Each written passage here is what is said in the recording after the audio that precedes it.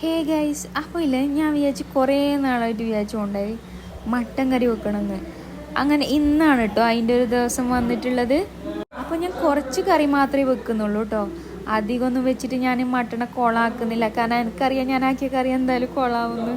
അപ്പോൾ കയ്യിൽ കിട്ടിയ പൊടികളെല്ലാം ഞാൻ വാരിക്കോരി ഇട്ടിട്ടുണ്ട് കേട്ടോ. മുളക് പൊടിയായാലും മല്ലിപ്പൊടിയായാലും മഞ്ഞപ്പൊടിയും കുരുമുളക് പൊടിയെല്ലാം ഇട്ടിട്ട് കുക്കറിൽ ഞാൻ കുറച്ച് സമയം ഒരു 4-5 വിസിൽ ഞാൻ വേവിക്കാൻ വെച്ചിട്ട് ആ ടൈമിൻ്റെ ഇടയിൽ ഞാനത് ഉള്ളിയും തക്കാളിയും എല്ലാം മുറിച്ച് വെളുത്തുള്ളിയെല്ലാം ഇടിച്ചിട്ടിട്ട് അത് വേകുമ്പോഴേക്കും മറ്റു സാധനം നമുക്ക് റെഡിയാക്കി എടുക്കണമല്ലോ. അങ്ങനെ മട്ടൻ വന്നിട്ടാകുമ്പോൾ ഞാനിവിടെ എൻ്റെ മസാല ആക്കേണ്ട തിരക്കിലായിട്ടാ. കുറച്ച് സാധനം മാത്രമേ ഞാൻ മുറിച്ചെടുത്തിട്ടുള്ളൂ. എനിക്ക് പിന്നെ കുറച്ച് മടിയുള്ളതുകൊണ്ട് കുറച്ച് മസാലയെല്ലാം ഇട്ടിട്ട് കറിയെല്ലാം ഒപ്പിച്ചെടുക്കുക ഒരു ധാരണയിൽ ഞാൻ അങ്ങനെ സെറ്റാക്കി എടുത്തിട്ടുണ്ട്.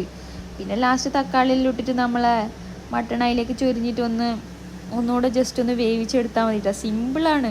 ഈ റെസിപ്പി നിങ്ങൾ ഒന്ന് ട്രൈ ചെയ്ത് നോക്കണം കേട്ടോ. മട്ടൻ കറി ഭയങ്കര ടേസ്റ്റാണ് കേട്ടോ. എനിക്ക്, നിങ്ങൾക്കറിയില്ല. Okay guys, by.